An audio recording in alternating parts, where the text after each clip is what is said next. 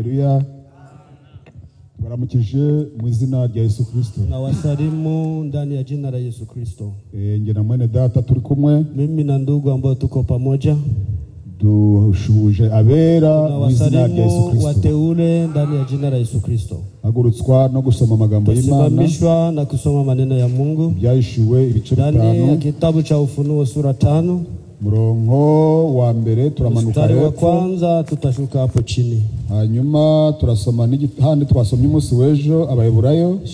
Nyuma ya pale tutasoma ndani ya kitabu cha Waebrania ibice 9 sura 9 murongo wa 11 mstari wa 11. Duhereye mu byashiwe ibice 5. Kianzia ndani ya kitabu cha Ufunuo sura 5. Some mu izina rya Yesu Kristo. Amen. Mbona yicaye kuri ya ntebe igitabo mu kuboko kw'iburyo cyanditswe imbere n'inyuma kandi gifatanishijwe ibimenyetso 7 by'ubushishi. Mbona marayika ukomeye abaririza n'ijwi rirenga ati, ninde ukwiriye kubumbura kiriya gitabo no kumena ibimenyetso bigifatanije? Ntihagira uwo mu ijuru cyangwa uwo mu isi cyangwa uw'ikuzimu ubasha kubumbura icyo gitabo cyanditswe cyangwa kukireba. Nuko ndizwa cyane nuko hatabonetse ukwiriye kubumbura icyo gitabo habe no kukireba. Umwe muri babakuru arambwira ati, wirira, dore intare yo mu muryango wa Yuda, igishitsi cya Dawidi, aranesheje ngo abumbure igitabo abene ibimenyetso 7 bigifatanije. Murongo wa 6.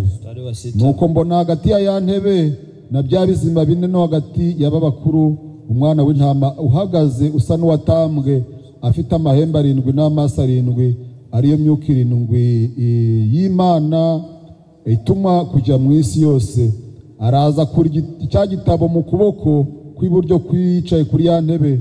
Amaze kwenda icyo gitabo, bya bizima 4 n'ababakuru 24 bikubita imbere y'umwana w'intama, bafite inanga n'inzabya z'izahabu zuzuye imibavu, ariyo masengesho y'abera. Nuko baririmba indirimbo nshya bati, ni wowe ukwiriye kwenda igitabo no kumena ibimenyetso bigifatanije, kuko watambwe ugacungurira Imana abo mu miryango yose yo mu ndimi zose no mu moko yose no mu mahanga yose, ubacunguje amaraso yawe. Amen. Abaheburayo 9:11. Ariko Kristo amaze kuza ahinduka umutambyi mukuru w'ibyiza bizaza, anyura mu ihema riruta rya rindi gukomera no gutungana rwose, ritaremwe n'intoke. Ibyo ni ukuvuga ngo ritari iryo mu byaremwe ibi, kandi ntiyinjiye ahera cyane n'amaraso y'ihene cyangwa n'ay'ibimasa, ahubwo yahinjijwe rimwe n'amaraso ye, amaze kutubonera gucungurwa kw'iteka. None ubwo amaraso y'ihene n'ay'amapfizi y'ifu n'inka yiriza, iyo biminjagiwe kubahumanye ko byezwa umubiri ugahumanuka, nkanswa amaraso ya Kristo witambye Imana atagira inenge ku by'umwuka w'iteka, ntazarushaho guhumanura imitima yanyu akayezaho imirimo ipfuye, kugira ngo mubone uko mukorera Imana ihoraho.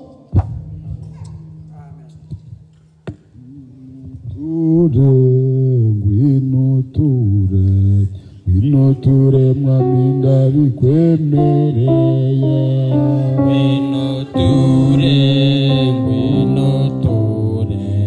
Ngwino ture mwami ndabikwemereye.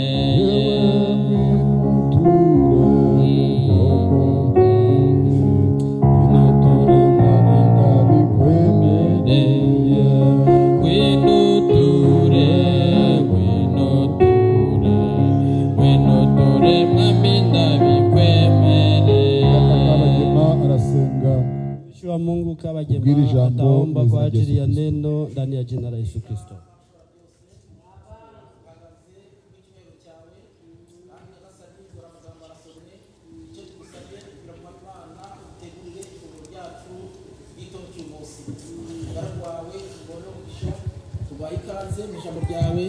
byose tubigusabye mu izina ry'Umwami Yesu Kristo.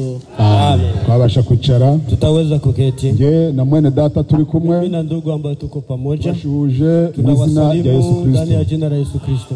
Tubashuje mu izina rya Yesu Kristo. ya jina la Yesu Kristo. Mukomerere mu mwami. Kuwe imara katika Bwana. Mana itugiriye neza. Mungu anatutendea vema. Bona turi bazima. Bona tuko hai. Mukaba muri bazima. Na nyinyi muko hai. Mana arinza abafrere. Mungu alirinda wadogo. Mana arinza abase. Mungu alirinda wadada. Ihabwe icyubahiro mu izina rya Yesu Kristo. Yakoze kuturindira abagenzi kuva muri Arizona. Kuwachunga wasafiri kutoka Arizona. Yakoze kuturindira abavuye muri Ohio. Yakoze kudukiriza abarwayi. Iyo Mana ntacyo twayiburanye. Ni Imana itabura uko ibigenza. Tuyihe icyubahiro tuyikomeye amashyi mu izina rya Yesu Kristo. Turanezerewe rero mu gitondo. Dufite amagambo meza cyane. Muyumve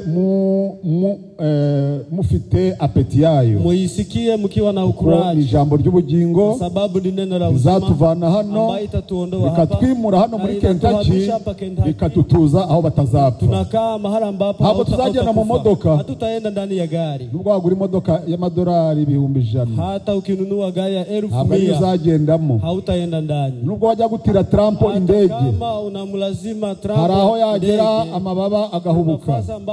Dufite indege imwe. Tuna ndege moja. Iyo ni kugira ngo ubonemo icyicaro. Napenda upate na mwene data na mushiki wanjye. Iyo ndege ni ijambo ry'Imana. Abatuye muri iyo ndege abafite mu mwanya abo nibo barajyayo. Imana bipanze neza. Nihabwe icyubahiro mu izina rya Yesu Kristo. Musi wejo twumvisha amagambo meza. Ya jana tulisikia maneno matamu. Imana mu bwoko bwayo. Tulikuwa nasikia Mungu ndani ya taifa lake. Imana mu bwoko bwayo. Mungu ndani ya taifa lake. Nta burwayi bwabamo. Hakuna magonjwa ambayo itapatikana. Imana iri mu bwoko bwayo. Mungu akiwa ndani ya taifa lake. Nta gisubizo kitabonerwa umuti. Hakuna swali ambayo haitakosa jibu. Imana iramutse iri mu bwoko bwayo. Mungu akiwa ndani ya taifa lake. Nta cyaha kitababarira. Hakuna dhambi ambayo haitaweza kusamehewa. Imana iramutse iri mu bwoko bwayo. Mungu akiwa ndani ya taifa lake. Amavuta arayahabwa. Ambaye hana mafuta ataipewa. Imana iramutse ibaye mu bwoko bwayo. Mungu akikaa ndani ya taifa lake. Nutagira urukundo yarubona. Hana upendo ataipata. Imana iramutse ituye mu bwoko bwayo. Mungu akikaa ndani ya taifa lake. Nufite iminkanyari yashira. Kubera Imana iri mu bwoko. Mungu akiwa ndani ya taifa ni umunezero, ni amahoro, ni imbabazi, ni ukugirira neza bose. Kuko Imana ituye muri wowe. Bizakunanira ryari wimu Imana ijya kure yawe. Amavuta ajya kure yawe. Utuzamo ibindi. Niyo mpamvu igiti cyose kigomba kwera imbuto zayo. Kila muti itakomara matunda yake. Ninde muntu wasoroma amavoka ku ndimu? Ni nani ambaye atachuna avoka kwa ndimu? Nangwa ngo usorome ari amatunda y'umuhondo bayita orange. Uyasorome ku giti kivoka. Buri giti cyose kigomba kwera imbuto zacyo.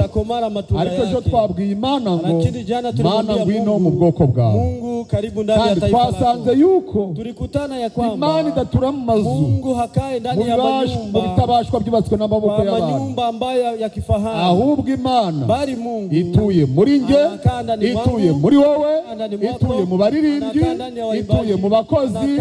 Ubuturo bw'Imana ni mu mutima. Abakeneye kubituza mbifurije umugisha utagabanije mu izina rya Yesu Kristo. Arabaza ati muzanyubakira nzu ki? Ahantu nzaruhukira ni hantu. Nuko rero mwitandukanye hamwe na babandi. Ejo byari biryoshye. Abateranye babikurikiranye. Imana ibahereza imbaraga n'amavuta n'umwete mu izina rya Yesu Kristo. Fite ibindi mu iki gitondo. Tunavyo vingine siku ya leo.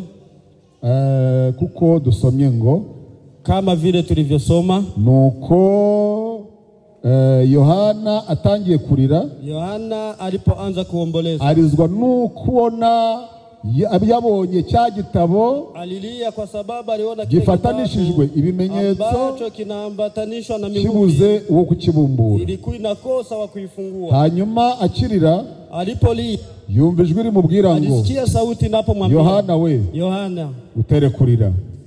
Nanjye ndabwira abateranye mimi naambia wanaokusanyika mutere kugira ubwoba. Usiogope. Dufite Imana. Tunayo Mungu. Imana ikemura ibibazo. Mungu anayetatua shida. Imana irangiza ingorane zawe. Imana yitambika mu bibazo byawe. Twayibonye ejo usanga itatinya Yeriko. Tuliona yeye hawezi kuogopa Yeriko. nubwo yabikinze neza, hata kama ukaba wanyuzaho, inaonekana vizuri, inajengwa vizuri, nawezi kupitisha, wanyuzaho imodoka, kupitisha gari, ariko Imana yacu irakomeye. Mungu wetu ni mwenye nguvu, ni nyembaraga, ni mwenye nguvu, hagihwanye nayo. hakuna sawa sawa naye. Mu gitondo tuvuga iki? Siku ya leo tutasema nini? Mubitegea amatwi? Mnatega masikio?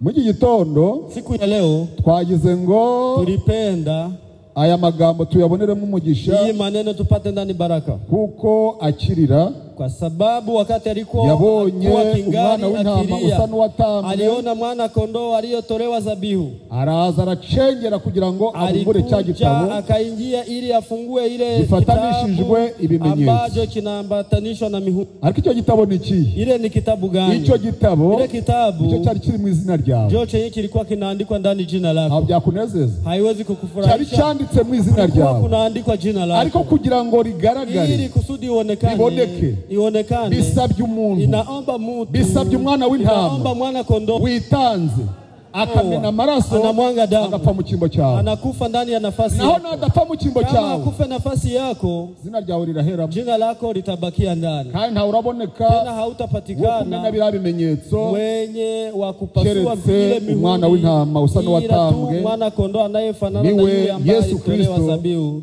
ndiye Yesu Kristo. Wenyewe wanaitegea masikio, Mungu awabariki ndani ya jina la Yesu Kristo. Somye rero n'ahandi hirya mu bayoborayo, tumesoma ndani ya kitabu cha Wahebrania, aho Biblia itubwiye ngo, wenye Biblia inatuambia, ariko hirya ku bice 8 pale ngambo kwa sura 8, Paulo aravuga ati, Paul anasema, iyo ryasezerano rya mbere ry'inonosoro, kama ile ahadi ya kwanza ingesahihishwa, ntihagombye kujya gushyirwaho irindi sezerano, kuko isezerano rya mbere ryabaga rinonosowe. Ahadi ya kwanza ilikuwa ikisahihishwa, ahubwo habonetse isezerano rya kabiri, patikana ahadi ya pili, kuko isezerano rya mbere ritanonosowe. Ahadi ya pili haikusahihishwa. Nyamara hari tumaze gusoma haruguru, hapo tumesoma hapo juu, Biblia yera iratubwira iti, Biblia takatifu inasema hivi, isezerano rya mbere, ahadi ya kwanza ryari rifite imihango, ilikuwa na desturi y'ubutambyi, ya ukuhani, n'ibitambo, na zabihu, n'ibiki na nini ariko nukuvuga ngo, lakini ni kusema hariho ahera, kulikuwa mahali patakatifu, hariho ahera cyane, kulikuwa mahali patakatifu. aho hera rero, ile mahali patakatifu habagamo cya gitereko cy'amatabaza, kulikuwa kinara cha taa. muri kubikurikirana, munaifuata? kandi icyo gitereko cy'amatabaza, ile kinara cha taa, hariho n'ameza yaterekwagaho ya mitsima, na meza ambayo ilikuwa naweka mikate. nuko muhema rya muri hirya ahera cyane, mahali patakatifu sana, harimo icyotezo cyacuzwe mu zahabu, kulikuwa chotezo ambacho kilikuwa kimetengenezwa ndani ya dhahabu, isanduku y'isezerano, sanduku la ahadi. Iyo sanduku yari irimo inkoni ya Aroni, sanduku ilikuwa ndani fimbo ya Aroni, ya yindi yarabijubura byo, ambayo iliota maua. Iyo sanduku yari irimo urwabya rw'izahabu rurimo manu yahishwe, ambayo ilikuwa ndani manu iliyofichwa. Icyo ni cya kabiri. Ile ni ya pili. Ubwa gatatu, mara ya tatu, harimo kulikuwa bya bisate by'amabuye, vipande vya mawe, ibyo Uwiteka yahaye Mose, ambayo Mungu alimupea Musa kwandikaho amategeko, alikuwa ameandika sheria. Biblia yari iravuga iti, Biblia takatifu inasema, ibihamya ni bitatu, ushuhuda ni tatu, mukanwa k'abagabo batatu, ndani ya kinywa cha wanaume ryose rizemerwe, neno yote likubaliwe.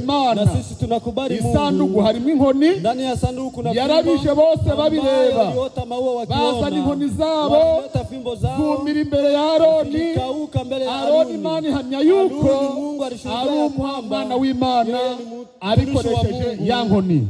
Ubwa kabiri, harimo ibisate by'amabuye byerekana ngo si Mose wabyanditse, ahubwo Imana niyo yabyanditse. Ni igihamya cya kabiri. Harimo ubuhamya bwa gatatu, harimo manu, bisobanurwa ngo ntabwo ari Gerari wayitangaga, ntabwo ari Hamenya uwayitangaga, ni Yesu Kristo. Nukuvuga ngo uko ari bitatu yerekanye ko Imana yacu ari Imana. Iyo Mana ndayikunze, ntabwo ikora ibintu idafite abagabo, ntabwo yakora ikintu idatanze abagabo. Isanduku harimo inkoni, isanduku harimo urwabya, isanduku harimo ibisate bitabiri by'amabuye. Iyo Mana nihabwe icyubahiro mu izina rya Yesu heshima ndani ya jina la Yesu Kristo. Reka tuganize abera ngo acha tubazungumze wateule. Yesu Kristo ni w'isezerano rishya ahadi wa agano la kale ambaye anastahili. Yesu Kristo umuhuza mpatanishi wa agano jipya ndio mwenye anastahili. Hakuna mwingine. Ntabwo ari papa wa Roma, sio papa wa Roma, ntabwo ari amadini ya none, sio madhehebu ya leo, ntabwo ari Satani, sio shetani. Ukwiriye numwe ni Yesu Kristo. Yohana arahamije ati ye kubona mbona ibizima, mbona n'abakerubi batangira kuririmba bati hariho umugabo ukwiriye. Reka nanjye fatanye n'abateranye kuririmba iyo ndirimbo ngo hariho umugabo ukwiriye. Kuna mwanaume anastahili. Uyiririmbeho uimbe anakwiriye. Anastahili. Uchacheke unyamaze anastahili. Umanike amaboko anakwiriye. Uterane anakwiriye. Wange guterana anakwiriye. Umupagani anakwiriye. Umufrere anakwiriye.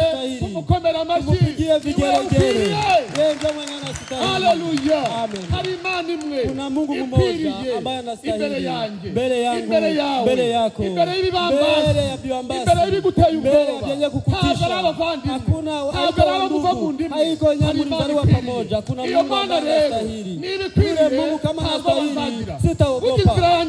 Njia yangu inastahili kwa sababu anasimama ndani mwanaume ambaye anastahili. Unakutana nikakaboko muhamagare mubwire ngo nimwambie ukwiriye anastahili. Haleluya. Nimura n'ibigeragezo nikikutana na majaribu cyangwa timera n'inyuma zamanika kaboko nyuma nitasema ntabwo nzaraguza, nitapanika mkono, nitapigisha ramuri, sitauliza mkongwe. Mkongwe nifanye nini? Mwashatse kera dukora iki? Nyinyi mlioa zamani. Umugore wanjye ni kugira ngo azajya nkunda cyane. Kusudi mke wangu anipende. Azaguha inama. Atakupatia azagukebera kuga. Atakupatia kugozi. Mu biryo kugira ngo azagukunde. Ejo mu gitondo. Kesho asubuhi. Izo nzaratsi. Ile zaba expire. Zitakufa. Zaba expire. Zitakufa. Hariho umugabo umwe. Kuna mwanaume mmoja. Uri bibazo. Anatatua shida. Bwana Yesu Kristo. Ndamukunze. Ninampenda. Na uramwemeye. Na unamkubali. Na uramwemeye. Na unamkubali. Abayamenye cyane. Wale ambao wajua zamani. Wale. Yarabanditse. Aliwaandika. Abo nari mpari. Mimi sikuwa pale. Lakini walikuwa ndani ya kile kitabu. Ambaye inakamatishwa na mihuri. Kulikuwa kuna stahili kondoo. Ili ipite. Akubali. Mateso na kumwanga damu. Akubali kukufa ndani ya nafasi yangu ili jina lako lipatikane. Kulimwangika damu. Yule Mungu aliyemwanga damu ninampenda. Nitamchezea, nitamtumikia, nitamshukuru, nitamshuhudia. Yule Mungu ni Yesu Kristo. Yohana anasema usilie, usilie. Intare yo mu muryango wa Yuda ya kabila la Yuda imeshinda. Mfanye nini? Akasume kare frere. Ile kitambara iko hapo. Afungue kitabu. Apasue vile mihuri ambavyo inaambanisha inaambatanisha kile kitabu. Na urayakunze. Maneno mazuri na unayapata. Mungu awabariki ndani ya jina la Yesu Kristo. Yesu Kristo umuhuza, mpatanishi wa agano jipya. Mimi naona ndiye ambaye anastahili. Ni nani ambaye anastahili? Ni nani ambaye anastahili mu rugendo rwawe ndani ya safari yako? Haleluya. Amina. Ni nani ambaye anastahili ndugu mu bibazo byawe ndani ya shida zako? Arahari yuko. Ni nyoko wanyu, ni mama wako mdogo, ni baba yako mdogo. Atuye Arizona, anakaa Arizona. Atuye hehe? Anakaa wapi? Yesu Kristo ni wa mugabo ukwiriye. Ndio mwanaume ambaye anastahili. Ninafurahi sana. Tulimfuata Mungu ambaye hadanganyi. Tulimfuata Mungu aliye hai. Haiko Mungu. Kwa sababu Isaya aliona miungu, alishuhudia. Vina macho havitazame, vina masikio havisikie, vina miguu lakini havitembei. Lakini ni Mungu wetu anatazama, ana masikio. Amina. Mungu wetu anatembea. Nuzabona ukiona udafite amaboko na hauna mikono, uzahita umenya ngo Imana yawe nta maboko igira. Mungu wako hana mikono. Nuzabona ukiona ufite amaso na macho, uzamenya Ujua ya kwamba aliyeyakuweka yeye alikuwa anatazama. Murayikunze ariko? Mnaipenda? Iyo Mana murayikunze? Yule Mungu mnampenda? Gitondo asubuhi ya leo nahitaji niwaambie tuna Mungu ambaye anastahili. Tuna Mungu ambaye anastahili. Hari gihe wavuga ngo saa zingine utasema rero ntabwo naba mufrere, mimi sitakuwa ndugu. Bameze nk'abasazi, ni kama wachawi. Unaona wanabyinye, unaona wanacheza, ntabwo uzi icyo babyinira, haujui chenye wanacheza. Kandi reka nkubwire, acha nikwambie, ubyizera unapoviamini, utabyizera na uviamini, ntacyo byongereye, haitaongezea Mungu, haitapunguzia Mungu. Kwizera kwawe, imani yako, na kwihana kwawe, na kutubu kwako, ugukiza amagara yawe, wewe unaokoa nafsi yako. Amen. Uyireka ni Imana, unapoacha ni Mungu. Uyikomera amashyi niyo, vigeregeye ataitwa Mungu, ujikumbatie atakuwa Mungu. Kambivuge mbegere, acha niwakaribie, uze muri assemble, ukuje ndani ya makusanyiko ataitwa Mungu, ubakie kwako ataitwa Mungu. Uririmbe niyo, uimbe atakuwa Mungu, ukatae kuimba atakuwa Mungu. Umvishambo niyo, ukisikia neno Mungu uyikatare na ni Mungu. Ubatizwe ni Mungu, ukatae kubatizwa ni Mungu. Lakini ukumbuke pumzi yako alikupatia siku moja, itakuonesha kama ni Mungu. Nibwo uzavuga ati iyo menya burya niyo ngiyo, iyo menya, iyo menya iza nyuma. Ariko nongera mbabwira, acha niwaambie, abemeye ko iyo Mana ariyo, kubaya kwa Mungu ni Mungu, unisaidie tufurahie. Tulikuwa ndani ya kifo, twari mu rupfu, tulikuwa ndani ya kifo, none turi mu bugingo. Leo tuko ndani ya uzima. Twari mu madini, tulikuwa ndani ya madhehebu, leo tuko ndani ya utume. Twari mu bigirwamana, tulikuwa ndani ya miungu, leo tuko na nabii. Chenye Mungu hakufanya ni nini? Na wazungumuze Yesu Kristo ni mpatanisho wa agano jipya, ndio mwenye anastahili, hakuna mwingine. Nabi nyuma bazi kari ukwiriye, na wale wa nyuma wanasikia kama ndio mwenye anastahili. Ndikuona bari vangu nato tuziko ari ikwiriye, wanasema tunajua yeye ndio mwenye anastahili. Ariko akamubaza, acha nikuswali, yuraye wasamye, kama unarara unafungua kinywa. Mutware kwasinziye cyane ra, mbona umelala sana? Ibitagangurirwa biri kugenda biri kunyura mu ibuyi zinapita imbere bikatambuka, haja ikiba bakikubise mu kanwa, kama panya naanguka na unafungua kinywa. Wavuga ngo nubuhanga bwawe, utasema wewe ni ushujaa. Irapiri yangi kuri nimbeba, ambaye anastahili ambana kuchunga panya na buibui. Irapiri ngo sinziye, naomba wakati unapo shaka waherayo, unaweza kubachilia kule. Sana abantu mwabona baryama mu gitondo bugacha bapfuye. Watu ambao hamukuona watu ambao wanabatizwa ngo kandebe.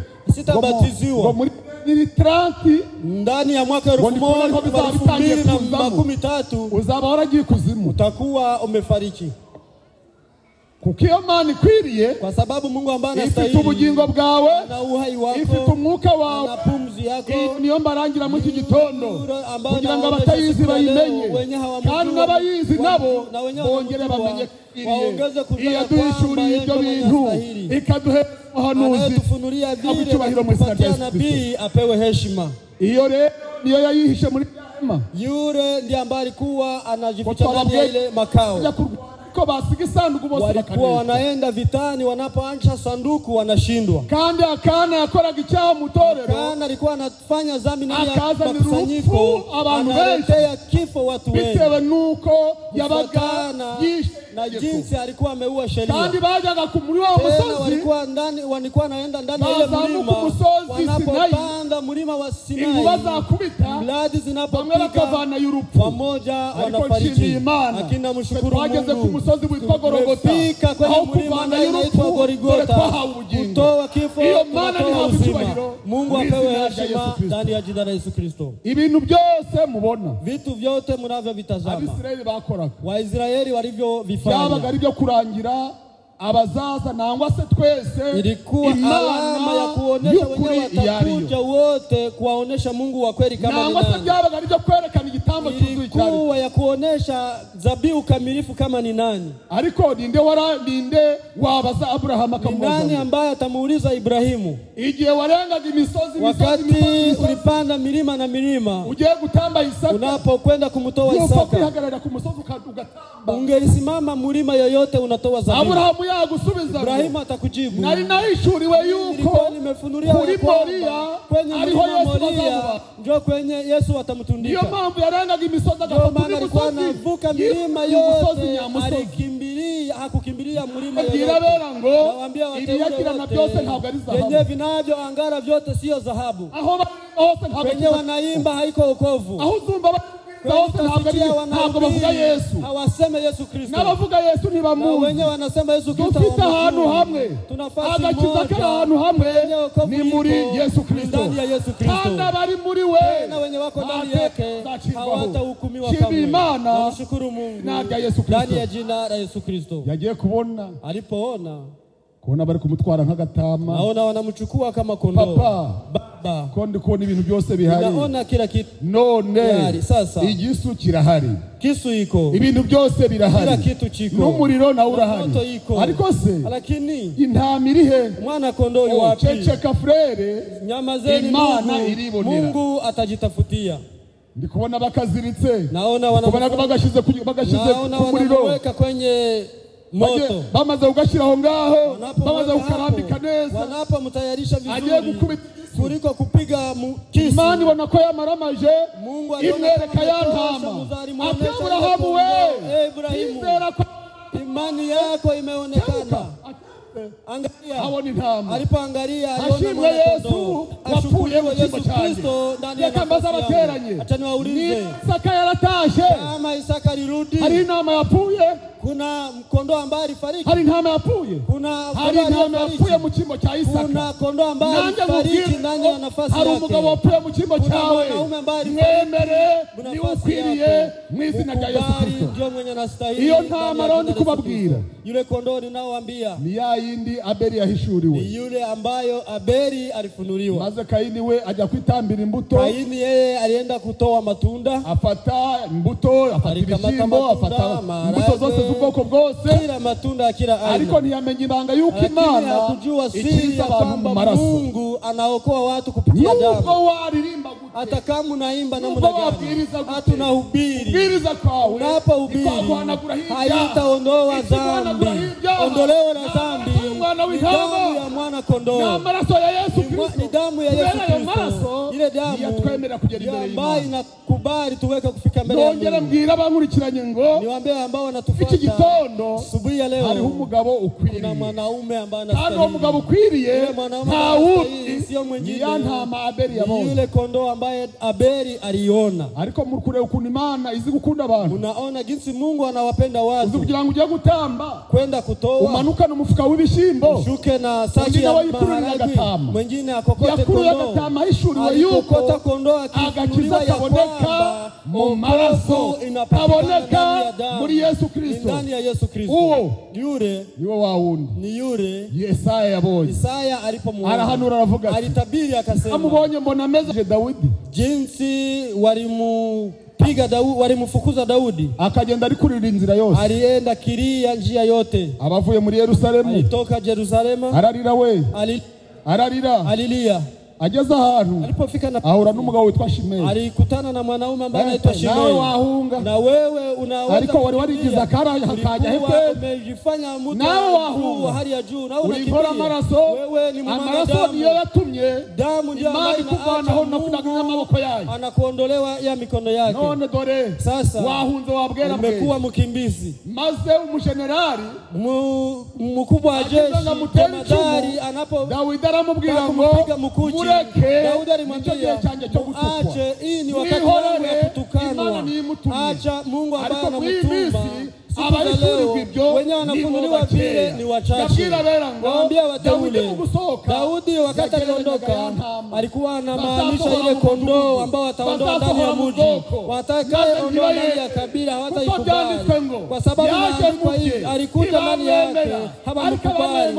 Waliomkubali wote na kuamini jina lake aliwapatia uwezo wa kuitwa wana wa Mungu. Wale hawakuzaliwa na mapenzi ya mwanamke au bari na abantu batoranijwe bavutse babyawe n'imbuto itabora, walizaliwa na mbegu ambaye haiharibiki. Mwizina rya Yesu Kristo, yule Mungu ashukuriwe. Umuhuza w'isezerano risha, mpatanishi wa agano jipya, ndio mwenye anastahili. Bila bitambo batambaga cyagihe, zile zabibu ambao walikuwa wanatoa ile wakati. Ariko reka mbazi, acha niwaulize, umuntu yatambaga igitambo, mtu alikuwa anatoa zabibu bakamwambika inzogera, alikuwa anamuvalisha kengele kugira ngo bareke ataragwayo, ili waone kama hata kufia kule. Bakajya bumviriza, walikuwa wanatega sikio.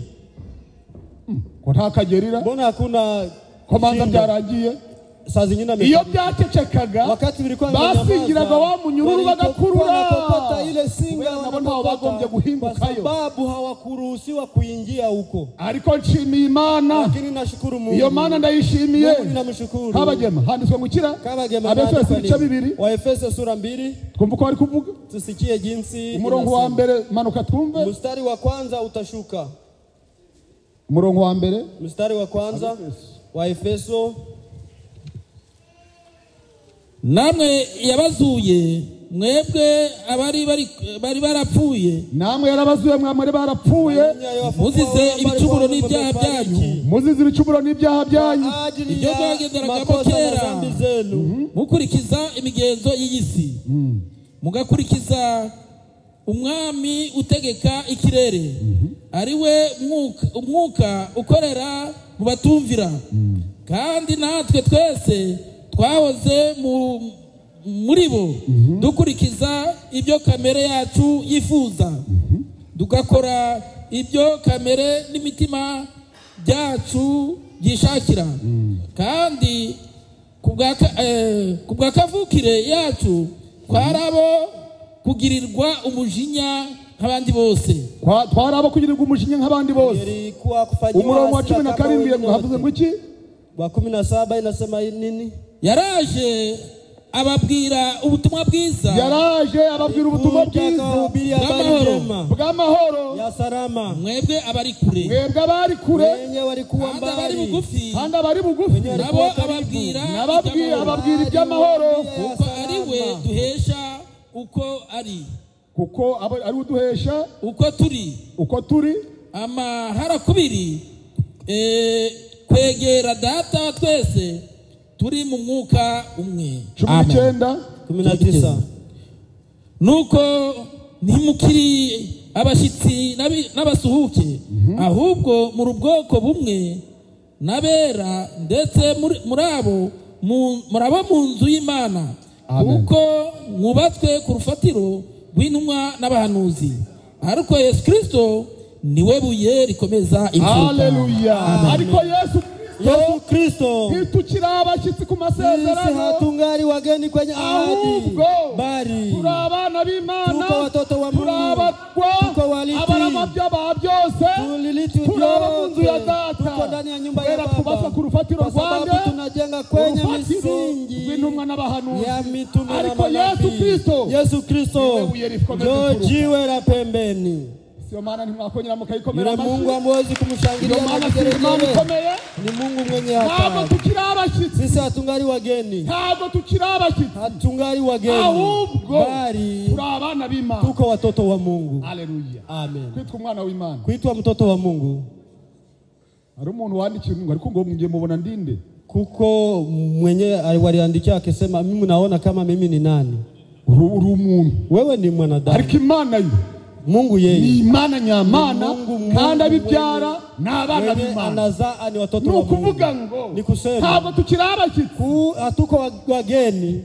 wewe ngo nikumva ngo ninasikia imana izarimbura abantu, Mungu ataangamiza watu. ubwo kugira ubwoba Kama unakuwa na hofu uzanarimbuka. saa zingine utaangamizwa. Umwana w'Imana, Huko mtoto wa abana Mungu, b'Imana watoto wa bazi Mungu kurupfu rwabarenzeho, wanajua ya kwamba kifo imewavuka, wanajua ya kwamba kuna hasira. Yesu Kristo alimwanga damu, lakini niwe buye ndio jiwe la pembeni riri hagati, iko katikati, ibikuta bibiri, iko katikati ya vikuta viwili, umufrere nundi batari kumvikana, na wengine ambao wasikilizane. Yesu Kristo ndio mpatanishi. Abasere bari kuryana, wadada ambao wanakurana, umaka batarahura, mmoja wezi kutembelea kwa mwingine. Yesu rero ari tayari wahagarare ili ahinduke ibuye, akuwe jiwe, komeza uyu musere kwa Yuda na Yuda. Abasore n'inkumi bari kuryana, ndugu na dada ambao bari kuryana, wazee. Yesu arahari, Yesu yupo ili aweze kuwapatanisha. Mpatanishi wa agano jipya, Imana ishobora byose ibampereye umugisha mwinshi. Mungu muweza vyote awabariki. Ntacyo wakora, hakuna ambacho utafanya ili ukue mpatanishi. Abantu bajya mu bihugu, watu wanaenda ndani ya nchi, dushaka guhuza ibihugu biri kurwana, tunapenda tukutanishe bagahuza nchi ambazo zinapigana. Wanapokutanisha, wanapofika ndani ya ndege, wanasikia imekatika tena. Imani imwe nihuza abantu, Mungu mmoja ambaye anakutanisha watu, Yuda n'umuki, anamkutanisha Myahudi na Mgiriki, anakutanisha watu. Yule Mungu jina lake Yesu Kristo. Wandugu wapendwa, aliyetuita apewe heshima ndani ya jina la Yesu Kristo. Bila bitambo byose rero, ile zabihu zote burya niwe byasuraga, ilikuwa inaonesha yeye. Harya warebye ukuntu Yosefu, ulimuona jinsi Yusufu bamufashe bakamugurisha muri bene se, walimuuzisha katikati ya wandugu zake, bakamushyira mu rwobo, walimuweka ndani ya shimo, bakamujyana ibwami, walimupeleka ukuruni, akarota n'inzozi, aliota ndoto, bakamushyira muri prison, walimuweka ndani ya gereza. Ubwo rugendo rwose, ile safari yote ilikuwa maana ya Yesu Kristo. Nawe baramugurishije, naye walimuujisha, nawe barekuye igisambo kimwe, naye walifungua mfungo mmoja, ikindi kirarokoka, mwingine aliokolewa. nawe yiyeretse bene se, naye alijionesha wandugu zake. Ariko Biblia inasema, umuhanuzi ati, nabii anasema, burya ilikuwa Zekaria sura 12 yahanuye, alitabiri yuko Yesu ya kwamba Yesu atajionesha wandugu zake miaka 2400. Zekaria bihanuye mu bice 12, tabiri ndani ya sura 12, wakati tafika akongera kiyereka bene se, atajionesha wandugu zake. Ariko azabiyereka se rya, atajionesha wandugu zake, azabiyereka umugeni yamaze kugera harusi, alipofika mahali, atachukua bibi harusi, ndio akuje bakundwa, wandugu wa nta wundi ukwiriye, hakuna mwenye ni Yesu wabambwe. Yewe mfite ishema, yewe ndakomeye, kwa sababu ninaye Mungu ambaye anastahili. Nindwara nkaremba, ninapogonjwa zamenya ko ari ukwiriye, ninajua ya kwamba nimpura n'ibibazo bikaba byinshi, ninapokutana zamenya ko Gerard atabikemura, nitajua ya kwamba Gerard hatavitatua, mwenye atavitatua iyo ngikwiriye, niyo duhaye icyubahiro, mwenye tunapatia heshima ndani ya jina la Yesu Kristo. Yari kwiriye di, alikuwa anastahili. Wa mugore wari umaze imyaka 12, kati ya yule mwanamke ambaye yaragurishije 12, byararangije byake vyote, abe yegeye umwami Yesu, alimkaribia Bwana Yesu, alimugusa, aravuga ngo hari unkozeho, alisema kuko mwenye ananigusa, bangana gutya, nawe ukavuga hari umuntu ukozeho, unasema kuna mtu amukozeho, alikuwa anamugusa, ile hari ukwiriye, warangiza ingorane zawe, uburwayi bw'imyaka, hariho ukwiriye, nta wundi niwe, hakuna mwingine, ni Yesu Kristo. Muribuka wa mugore, mnakumbuka yule mwanamke babwiye ngo ambaye aliambiwa, umva ndio wa mugore sichaye mwanamke, mu kibo cyawe ndani ya kipimo chako hakutakosa, ndani ya chupa yako hakutakosa mafuta. Hari ukwiriye utangifu n'amavuta, anatoa unga na mafuta, ntabwo ari abaturanyi, haiko wajirani ngo bamvanye kuri food stamp, walimeniiba food stamp, ngo mu iminsi ngo ntabwo ngipokea, siku ya leo singari napokea, ngo sinzi ngo nuko abana bazabaho, sijui jinsi watoto abo bana ni wowe babyaye, wale watoto uliwazaa, ngo ntabwo nzi niba ndishura inzu iki, nitaripa nyumba nini, iyo nzu wayigushizemo ntahari, yure ambaye alikuweka ndani ya ile nyumba iko hano muri Amerika, bakubwiye ngo yarapfa Marekani, alikwambia bateranye, ninaambia hari ukwiriye, kuna yule ambaye atanga akazi, ari amazu, atanga byose, iyo Mana ni habucyubahiro mu izina rya Yesu Kristo, ndani ya jina la Yesu Kristo, hajya kukata tumaini kuko yule ambaye anastahili. Gwari rero ngo nge numva kuko wakati nasikia fulani sitamusalimu, Uraho Fred? Habari ndugu. Bo tujya ku marayini rero kureba abasuzanya n'abadasuhuzanya. Wenye watasalimiana wenye watasohoka ari kwirukanka kugira ngo atabonana na mugenzi. Asikutane na ndugu yake. Ibyo urimo ntabwo bizi. Wenye uko ndani hao. Ariko ni kukurangira umugabo. Hariho umugabo ukwiriye. Kuna mwanadamu sahihi ambaye atakutanisha na ndugu zake. Mukaba abantu umuntu umwe. Kubera namuza kwa sababu kama mtariki pamoja ufarume hamutakuwa watu ambao wanajenga mara mbili. Ukwiriye n'umwe n'uwitwa Yesu Kristo. Jina lake ni Yesu Kristo. Hanyuma rero uramuse sasa yule dada aravuga ati alisema dore ndi gutoragura udukwi tubiri mimi na tafuta kumi mbili ngiye kugabura abana banjye ngiye guhereza umwana wanjye tumara kujya twipfira mtoto wangu akure na mimi nikure tujikufie. Eliya aramubwira ati Eliya alimwambia uhere none mu mperezo yawe tangu leo ndani ya yazaburemo amavuta utakosa mafuta kandi kibo cyawe kizaburemo ifu usikose unga kubera ko wari ufite kwa sababu kenye ulikuwa nako umenipatia nimeikura nawe yarakamusongeye naye alikuwa amempigia akijua ya kwamba hana nongera mbabwire ngo yaremye amavuta ikarema n'ifu irashoboye kurema n'ibyo utazi na kuumba vyenye haujui. Hariho umugabo ukwiriye niwe Yesu Kristo umuhuza w'isezerano rishya ababyumvise ababitegera amatwi Imana ibahe umugisha mu izina rya Yesu Kristo. Kubera ndi kwihuta kugira ngo ndangize sababu niko haraka nagira ngo nongere babwire ngo napenda niwaambie reka kwiheba usikate tumaini nango wibaze byinshi ujiulize mengi nzabaho nte utaishi je bizagenda bite utaenda namna gani nzakura imbaraga he utatoa nguvu wapi. Hariho n'abasinzirira mu biryo kuko na wenye ambao wanasinziria ndani ya chakula wasengera ibiryo ombee chakula yaba kiri gusenga akaba yasinziye angari ndani ya ombi ubwo udashoboye no gusengera ibiryo ari ukaba warizeye iyi message hariho ukwiriye azaguha imbaraga azaguha amavuta uzashobore no gusenga kubera ntabwo wihamagaye iyaguhamagaye irahari yabwira rero ngo hariho teure kuko mwenye anastahili. None se ngiye ko njya kumva nkibuka nabeshi mbona mimi nasikia nimedanganya hari ngiye mba ndi kuvuga nkibuka nabeshi nasema nangwa ndi kugenda nkanyerera nkava mu byondo naenda na Teresa naanguka ndani ya matope wabona umubyeyi rishaona muzazi umwana we kubita mu byondo bae mtoto wake akamusiga mu muhanda akigira muri Ormat matope anamuacha barabarani ndani ya soko kino cyana kineyeho uyu mtoto ananiambia acha nimuache siri mu mabyi ngiye muri Ormat mimi naenda sokoni hoya afata imyenda aramuhagira amusiga amavuta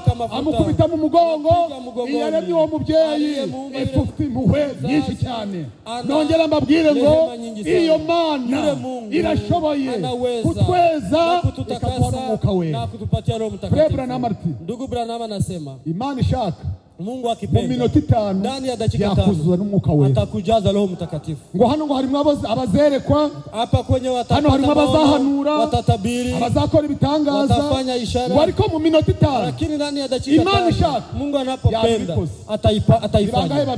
Ni wangapi ambao wanaamini kitu na kimwe hakuna hata kitu kimoja ambacho kitamshinda. Nongera nkubwire ngo acha nikwambie mara tena mbaraga zo kuzamurwa nzazikura nguvu za kunyakuliwa zitatoka wapi? Imamu witerura jinsi unajinyakuwa unarudi chini uracyafitanye isano n'ubutaka ungari na uhusiano na udongo ariko umunsi baguhaye umwuka wera wakati watakupatia Roho Mtakatifu imbaraga wanapatia nguvu saa inapotimia uzayoberwa n'ibibaye uzateruka Henoki kama Eliya yajyanye Eliya yazamuye Henoki iyo niyo Mana yacu mwizeye ibyo naamini vile mwizeye ibyo naamini vile yatabaye Eliya aliyemsaidia Eliya agateruka ntaboneke kunyakuliwa bila kuonekana yazamuye Henoki ambari munyakuwa agateruka ntaboneke naye alinyakuliwa izaduterura ndio Mungu ambaye atatunyakua amagambo ni amina ubyemera mu mutima Imana yacu niyo ikwiriye ndiye ambaye anastahili. Bene data bakundwa ndugu wapendwa Imana ibamera umugisha Mungu awabariki mu izina rya Yesu Kristo ndani ya jina la Yesu iyo rero yule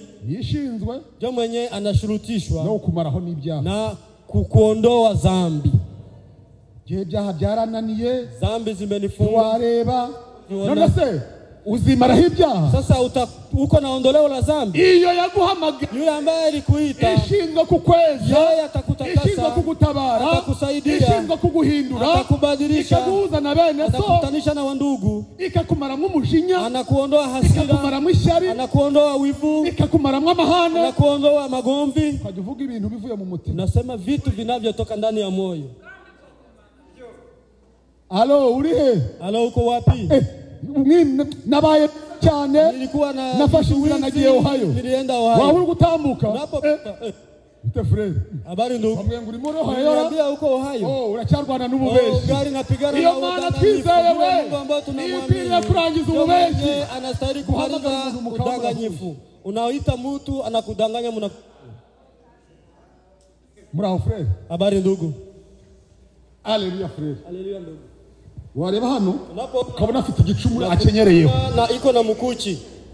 Haleluya frere. Haleluya. Haleluya ndugu. Amara kabara taratsi anakuondoa na kumtuza. Iyo Mana ikemura ibibazo. Mungu ambaye anatatua shida. Anarangiza umushinya wawe. Hagati yako ambayo iko katikati yako na wandugu. Hiyo ndio mpatanishi. Nta kintu wakora. Hakuna kingine ambacho utafanya. Mwicara rongeye kubahuza. Mukae nataka kuwakutanisha. Vuga ibyabo. Nawe vuga ibyabo. Nawe ntabwo uri umuhuza. Hauko mpatanishi ndugu. Umuhuza numwe. Ni wawe ndio amenya amaraso. Mbali mwanga damu. Ni wewe. Muhuza abantu batumbika. Ambaye atakutanisha wenye hawasikilizane. Ariko reka nkubaze. Cyane kuulize. Niba wananirwa kubana na mwene so hano. Kama hautaweza kuishi na ndugu hapa. Ukaba wananirwa kubana na mushiki wawe hano. Unashindwa kuishi na kandi Yesu yaramenya amaraso. Na Yesu alimwanga damu. Urukuza mu iteraniro gukora mwiki. Ndani ya makusanyiko kufanya nini? Niba ubona bene so kwa umutima ugashibuka. Kama unaona wa ndugu moyo inaluka. Warije ngo mbona bene so naona wa ndugu nasikia moyo wangu inatoka. Babiri bajana batasezerana. Hakuna wawili ambao wanaweza kukamata abantu bangana. Mbinguni haiko wale watu ambao wanachukiana. Mbinguni ni watu ambao wanamahoro. Furaha na upendo ni Yesu Kristo. Mpatanishi ni Yesu Kristo. Atahagaze kama hasimame abantu bamarana. Watu watamarizana. Atahagaze kama hasimame pale abantu bamarana. Watu watauana. Frere Paulo ati ndugu Paulo amakimbirane mazozano magombi na wivu kurwana intonganya ngo biva he? Binatoka wapi? Biva muri za kamera zawe. Binatoka ndani ya kamera yawe rero. Ushinzwe kwihindura. Ni umuhuza witwa Yesu Kristo. Naho wowe ambaye anaitwa Yesu Kristo. Wewe si kitu. Ariko mujya mubona umuntu ari umuntu. Munaona mtu ni mtu. Umuntu ugaburira ubugari mu kanyanga. Mtu ambaye anakula bugari kwa muda kidogo agatangira kuvuga kandi amaze kurya ubugari. Anaanza kukusengenya na umemaliza kumpatia chakula. Umuntu ni wabure agomba gukizwa bitewe n'amaraso. Atari amaraso kama haiko damu ni mtu wa kuangamia. Umuntu avuga ngo haleluya. Mtu anasema habari ndugu. Kandi aragushirira mu burozi. Na atakuwekea sumu magharibi. Uwo rero urahangara kuguha uburozi nimugoroba kandi wamubwiye ngo haleluya. Birasobanuye ngo ntiyigeze ahura n'umuhuza. Umuhuza niwuhuza batumvikana. Anapatanisha wenye hawasikilizana. Tunampatanisha urangiza ibibazo. Ukemura ibibazo. Yule ni Yesu Kristo. Akumara hibya. Anamaliza anakuondolea dhambi. Unabaki mtakatifu. Nterana cyane. Siku ya leo nitakusanyika sana niimbe sana. Kuririmba kwawe. Kuimba yako. Kwa kumara hibyaha. Haitakuondolea dhambi. Ubiri wako usiondolewe la dhambi. Kusanyika kwako. Ondolewe la dhambi ni damu ya Yesu Kristo. Esa magambo ni amina. Hii maneno ni amina. Tunaitegea masikio. Aliyeifanya apewe heshima. Haji umuhanuzi alikuvuga ngo iki? Nabii anasema nini? Nabii Branham. Branham alisema muri gatabo mfite. Hii kitabu ninayo. Yaravuze kandi mu Kinyarwanda. Ni ndani ya lugha. Yaravuze ngo alisema ijambo risobanurwa ngo na neno ambalo linamaanisha kogejwe. Tumetakaswa. Mu bigaragara ndani ya vinavyoonekana anga yake tumefunguliwa. Yatwogeje ibyaha byacu. Tusafisha damu yetu kwa ajili ya damu yake. Ese ntibitangaje. Ile si mshangao. Ariko mushingiye ku bintu. Munasimamia ku vitu vya roho. Mwashoboye ambayo mliweza kusikia. Amaraso ye bwite. Ni damu yake binafsi ambaye alitufungua kutoka dhambini. Yule ni ndugu Branham. Na amaraso ya Yesu. Ni damu ya Yesu. Yatubohoye burundu. Ambaye alitufungua maro kutoka ndani ya dhambi. Murifuza urugero rw'igishushanyo cyo mu Isezerano rya kera cha sanamu ya Agano la Kale. Malaika Imana niwe yohereje mu Edeni. Malaika Mungu alimutuma ndani ya bustani. Ese ni umwana we yohereje. Hao ni mtoto wake ambaye ese nundi muri bagenzi bake. Hao ni mwingine ndani ya wandugu. Yariyizi. Hapana, alikuja yeye mwenyewe. Ndugu Branham. Yariyizi. Alikuja yeye mwenyewe. Yo mama azagira umuntu uzagukanga. Kusikwe mtu akukushitwa. Kubera izina ryawe. Yesu yariyizi ngagukize. Alikuja ili akuokoe.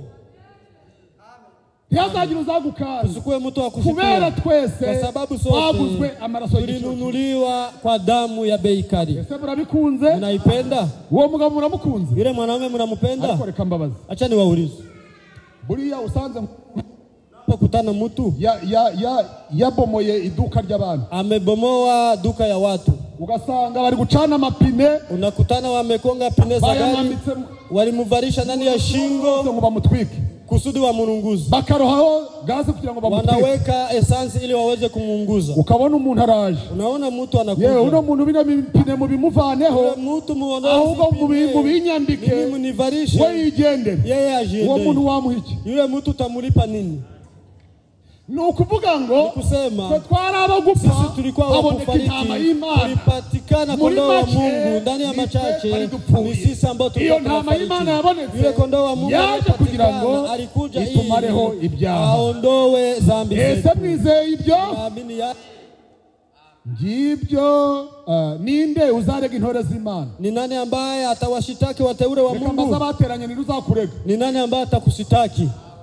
Nguhere bunone ngo buhihi. Tangu leo buhihi. Ngo buhingo mwimisi. Buhihi siku za leo. Azakurega hehe. Atakusitaki wapi? Kandi wagupfiriye aramenya amaraso. Alifariki juu yako alimwanga damu. Niwe mutambyi mukuru. Njoo kuhani mkubwa. Niwe mujije. Niwe byose muri byose. Imana yaduhaye iyo ntama y'Imana. Nihabwe icyubahiro mu izina rya Yesu Kristo. Ndani ya jina la Yesu Kristo. Ngibyo urupfu rwe rwaduhaye amaraso. Jo ile kifo chake kilitoa damu. Amaraso ye yaratubohoye. Damu yake ilitufungua. Ubu nta gucirwaho urubanza. Hakuna kuhukumiwa. Ni gute wabasha kuba tukiriho? Tutakuwa tukingari. Ni gute wabasha kuba tukiriho mu byaha? Ni jinsi gani utaweza kuishi ndani ya dhambi? Kandi ntama y'Imana yarabonetse. Ijapokuwa kondoo wa Mungu amepatikana. Ntitukiriho urubanza. Tungari hukumu haiko juu yetu. Nimukumva abantu. Musisikie watu. Ahubwo mujye mwumva ijambo. Nabohowe n'amaraso. Mulifunguliwa na damu. Ile Mungu tumshukuru. Yatubohoje amaraso. Alitufungua kwa damu. Amaraso yayo bwite. Damu yake binafsi. Niwe Yesu Kristo. Ndiyo Yesu Kristo. Mbega umugabo mwiza. Ona mwanaume mzuri. Hariho ukuri kumwe na kumwe. Kuna ukweli mmoja. Ukwiriye kwibandaho. Ambaye tutajifunga kwake. Ni niwe. Ni yeye. Yatugize. Alitufanya uko tumeze. Aduha agakiza. Niwe ufite n'izo mpamvu. Yeye iko na sababu. Yaraturonse. Tuko faida kwa sababu. Turi abami. Tuko wafalme. Tuko wakuhani. Bicaye kuri ya ntebe. Ni ukuvuga ngo yatugize n'abami n'abatambyi. Alitufanya nta kimana itadukoreye. Iyo mana nikwiriye. Iyo abikoze nihabwe icyubahiro. Bene data bakundwa. Nagize ngo uwo muhuza yule mpatanishi ukwiriye ambaye anastahili. Arakwiriye. Anastahili. Hagati yawe katikati yako n'abana bawe na watoto wako. Urukujyana n'abana. Pigana na watoto. Ni ukwiye kuguza n'abana bawe. Anastahili kukutanisha na watoto wako. Abana ntibakikumbira. Watoto hawakutii. Fukama hamagara umuhuza. Piga magoti umuite mpatanishi. Abana bamaze kubibyigenge. Watoto wanajitawala. Reka gutabaza kabagema. Simuite kabagema. Hamagara umuhuza. Mpatanishi. Haleluya. Hamagara umuhuza. Ni ushobora gusoza ibyo bibazo akabirangiza. Iyo abikoze nihabwe icyubahiro. Fanya apewe heshima. Unaniwe kubana na bene se? Unashindwa kuishi na wandugu? Ukeneye umuhuza. Unahitaji mpatanishi. Umugore wawe muri kurwana. Mke wako mnapigana. Unapigana mnapasua mavazi. Hakeneye umugabo gahagarara hagati yanyu. Hakeneye umuhuza. Iyo yahahagaze we azana amahoro. Analeta usalama. Na amahoro hagati y'abashamiranye. Katikati ya wale ambao n'ibyishimo hagati y'abatavugana. N'umunezero hagati y'abakirana imanza. N'umugabo uhagarara hagati. Yahagaze mu teraniro abanyabyaha nabo barakira. Wenye dhambi wanaokolewa.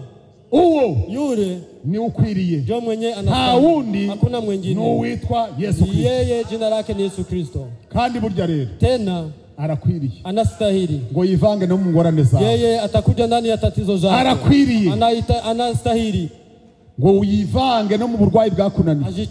Ndani ya magonjwa ambayo ni Yesu Kristo. Yule ni Yesu Kristo. Abateza amatwi, Imana ibantera umugisha. Mungu awabariki. Haja mwumvisha makuru ya Mordekai. Msikia habari ya Mordekai. Ukuntu reba amaze kumumanikia. Jinsi walikuwa wamempanikia muti. Gishinga pe. Hamani alipanika muti. Arakizamura. Alipandisha. Wariko kakagabejo ntabwo karara. Kale kanaume siku zake zimekwisha. Hano ndakabamba. Pale nitamtundika. Hararaja kaboko. Hapa kutaenda mkono. Hararaja kaguru. Hapa mguu. Hariya. Pale. Ndakubita misumari. Taweka misumari. Buretse. Oh ngoja subiri. Nitamuonesha. Abaratashi. Alienda. Abonana n'umugore. Alionana mwanamke. Kujya mwumva inama za hano hose. Sikuwe mnasikia shauri za kila fasi. Nagize akababaro uyu munsi. Nilikuwa na tatizo na uzuni. Ukamona kagabo kakayuda. Nilikuwa napita niliona mwanaume Myahudi. Yeye hakunishujudu. None wakabambira wamanika igiti kagapfa. Mutundike kwenye muti naye akufa. Ati nanjye nabitekereje. Na mimi nilikuwa nimeviwazia. Nabitekereje mbere. Niliwazia mbele. None inama mu mpenda yeme. Mashauri yenyewe mnanipatia mimi naikubali. Yashatse igiti. Alienda kutafuta muti. Alikamata muti. Ararushinze hariya. Alishimika pale. Abaragiye ati. Alienda. Harya. Sasa umwami nawe hari mfalme kwenye anakaa alikosa amani. Ariko katureye mu bitabo. Acha tuone ndani ya Biblia. Uziko nibutse ibintu. Nimekumbuka kabisa. Imana ishaka kugukemurira ibibazo. Mungu akitaka imanza yarambura n'ibitabo. Anafungua vitabu. Ikibuka. Anakumbuka. Abararambuye. Alifungua. Harya. Sasa umugabo witwa Mordekai. Mwanaume Mordekai. Nuko bagiye kwica umwami Mordekai araza aburira umwami kora neza ibitabo bizabumburwa, kora nabi bizanabumburwa, kunda abafurere bizabumburwa, bange bizabumburwa, sura abafurere ugihumeka bizabumburwe, anga kubasura ugihumeka bizabumburwe, anga kubatizwa kata kubatizwa urindiye ngo uzabatizwa muri 2030 ubatizwe ndani ya 2030 bazabibumbura. Bwira bera b'Imana naambia wateule wa Mungu ibitabo birabumburwa, vitabu vilifunguliwa. Harya twamuhembye iki? Tulimuripa nini? Uziko nta kintu twamu hatuja chochote. Ariko Hamani, lakini Hamani hari ikibazo ndi kubaza cyegera cyane. Muhakirishi wangu umwami akunda yule ambaye anapendwa na Mungu atamupa nini? Hamani nawe mu mutima aravuga Hamani moyo wake nta undi mugabo ukundwa uretse nje ila mimi. Washaka ingofero yawe, utatafuta kofia yako n'ifarashi yawe, farasi yako, maze akayikubitamo n'imyambaro ya cyami, vazi ya ufalme, unaenda umwami akunda abantu bose bamushungeye, maze agatama akagenda ati umwami akunda, bakamuzungurutsa we bakamunyuza mu marembo, ariko umugabo nani nge nani, lakini yule mwanaume ni mimi, hakuna ime nani nge Hamani ntawe, mimi na Hamani. Hamani urukwibesha, Hamani unashidanganya, urukwibesha, ibitabo babibumbuye, basomye ibitabo by'abakoze neza, basanga ari Mordekai. Nifurije abafere gukora neza, nifurije abafere gukora neza, inabi yose, mabaya yote uruhande pembeni, Yesu araje, Yesu yuwaje, imijinya yose hasira uruhande pembeni, Yesu araje, Yesu yuwaje, kurwana uruhande Yesu araje, Yesu yuwaje. Naho nuhora mwibyo ukiendelea ndani ya yale abandi bazagenda uzasiga, wengine wataenda wewe utabaki. Kumbe Mordekai ahari, Niwari yambaye ikoti nk'iri simbi bana, kama alikuwa anavaa koti kama hii hawezi iva. Mordekai akayakambarara, yari umwami ukomeye wambaye imyambaro ya cyami, hanyuma rero baramuhamagara walimuita bati be Mordekai, ngwino hano, karibia hapa. Nawe Hamani ngwino hano, nawe Hamani karibia hapa. Maze frere, sasa ndugu, ibyo wifuza kabandi bakugirira, yenye unahitaji wakutendee, abari byo nawe uzagirira abandi wengine. No ukubivuze hatavuyeho na kimwe bihereze Mordekai. Nipatie Mordekai.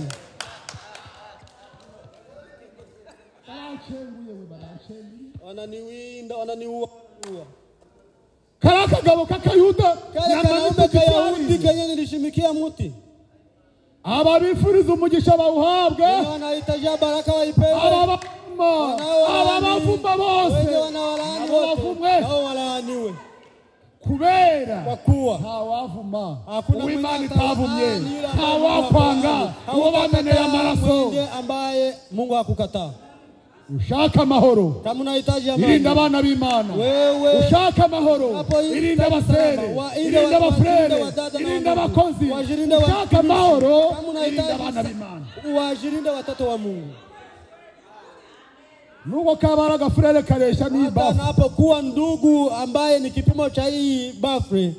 Agafurere gafite imetero zingahera? Ndugu ana mita ngapi?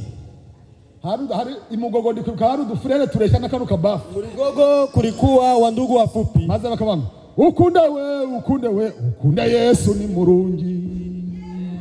Ukunde Yesu ni ukabona kari kubyina kari kwikaraga yewe we agafurere gatoya agasere gatoya Yesu yameneye amaraso. Yesu alimwangia damu anamshinda mkubwa.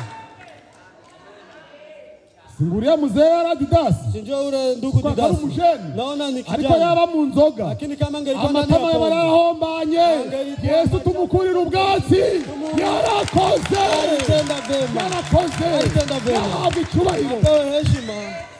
Uramusere mukanganga yule dada mkanganga wakera nkiri umwana kabiri ni wa zamani nilikuwa ningali mtoto umwana nduruhinja nilikuwa mtoto mchanga lakini angali ayo mavuta yakura mdogo ayakura muri Yesu we muri Yesu amahoro hari umunezero abantu umwami wacu bavume wenyewe wanakataa mfalme wetu walaaniwe. Abandi basore bari kunywa itabi wengine wanavuta tumbako. Harija tusohoka tuvuye mu company uko wakati unatoka tugiye nko muri break ugasanga unaenda ndani ya kupumzika unakutana kagira ngo ni ibizimu unawazia na mashetani gutumura itabi. Yesu nashimwe abasore bacu Imana yabarinze itabi. Haleluya. Abakobwa wale wasichana wanavaa vinara mu mihanda bambaye ibigeze hano amatako garanamye wote hashimwe Yesu watumeneye amaraso. Haleluya. Ibyo byose tubikura he? Tubikura mu mugabo wamenye amaraso ahabwa icyubahiro ni Yesu Kristo. Hamani ari gutitira anatetemeka ajya kubaza abantu batsinzwe rero batana no kubaza abagore wenyewe walishindwa. Sasa hawatofautisha na kwenda kuwauliza wanawake. Unatangiye kugwanisha abagore. Unaona mtu anaanza kupiganisha wanawake ameshindwa anaanza ariko kurukunzaho mbona kuja juu yangu ndumubwiriza mimi niko mupasha magambo ndumubwiriza unaniletea habari nahanganya n'abandi bagabo bagenzi banyu upamane na wenzenu. uwo numuntu atangiye kwiyambaza abagore uzamenye ngeke karangiye wanawake uje yake umugore alipouliza mwanamke umugore ziwe ukayamushubije unajua jinsi mwanamke utangiye gucogorera imbere unaanza kutata tumaini mbele ya ule Myahudi. Heba kata tumaini.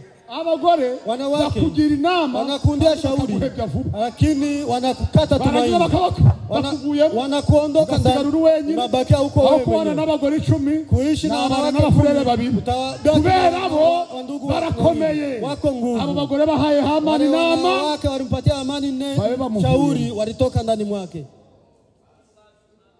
Nanjye ndi kumubona na mimi namuona afashe koti we anakamata koti yake Mordekai koko mwanya wanjye utwaye anachukua nafasi yangu ariko Mariya ari kurira analia machozi. yewe reka nongera mbabwire we Imana yadukunze ntacyo tuyihaye tupenda bila malipo ntacyo twahaye Imana imbabazi zayo Imana yatugiriye yenye Mungu aliturehemia. amaze kumwambika neza alipomuvalisha vizuri kubita kufarashi alimuweka juu ya farasi alimuvalisha kofia. dore umwami akunda mfalme anapenda. maze ndikubona Mordekai na wati Mordekai naye amasezerano y'Imana aratinda dahera amasezerano y'Imana aratinda ntahera, aratinda ntahera, aratinda ntahera, aratinda ntahera, aratinda ntahera, aratinda ntahera, aratinda ntahera, aratinda ntahera, aratinda ntahera, amasezerano y'Imana aratinda ntahera, amasezerano y'Imana aratinda ntahera, aratinda ntahera, aratinda ntahera, aratinda ntahera, ababifuriza umugisha bose bazawuhabwa, ariko ababavuma nabo bazavumwa. Imana yadukunze ntacyo tuyihaye, nimufashe tuyishimire, nihabwe icyubahiro. Niwe mutabazi wa bugufi, ndio msaidizi wa karibu, niyo Mana ikomeye, ndio Mungu mkubwa, arakwiriye anastahili wakemura ibibazo bya Moridekayi, atatue swali za Moridekayi, arakwiriye wacishe bugufi Hamani, amunyenyekeshe Amani, arakwiriye wazamure Moridekayi, amupandishe Moridekayi, abishyira hejuru wenyewe watashika bugufi, ariko abishisha bugufi Imana izabazamura. Ese amagambo muri kuyumva, maneno mnaisikia, bifurije umugisha utagabanije, hariho umugabo ukwiriye, kuna mwanaume ambaye kandi uwo ukwiriye nta wundi niwe si mwingine ni Yesu Kristo. Arakwiriye rero mu rugendo rwawe, Anastahili ndani ya safari yangu, arakwiriye mu bibazo byanyu, anastahili ndani ya shida nta zangu, wundi ukwiriye, hakuna mwingine ambaye anastahili, ni yeye mwenyewe. Ese nawe wemeye kumukunda, wewe unakubali wemeye kumukorera, unakubali kumtumikia, azivanga no mu murimo, atajichangana ndani ya kazi. Twateremo bangahe? Tulitupia nani wangapi? None uriya wa kane wewe, ule wa ine alitoka, uriya wa kane arasa n'umwana w'intama, anafanana na mwana kondoo, yageze no mu muriro, alifika ndani ya moto, ni kuzima agerayo, na kuzima anafika, no mu muriro agerayo, ndani ya moto anafika, no mu ndani ya magonjwa, no mu bibazo arahari, ndani ya tatizo yikoreza amaganya yanyu yose, tatizo zako zote, kwa sababu anakushughulikia magambo. Imani ibambere umugisha, Mungu awabariki, mu izina rya Yesu ndani ya Kristo, jina la Yesu, amahoro y'Imana, amani ya Bwana abane namwe.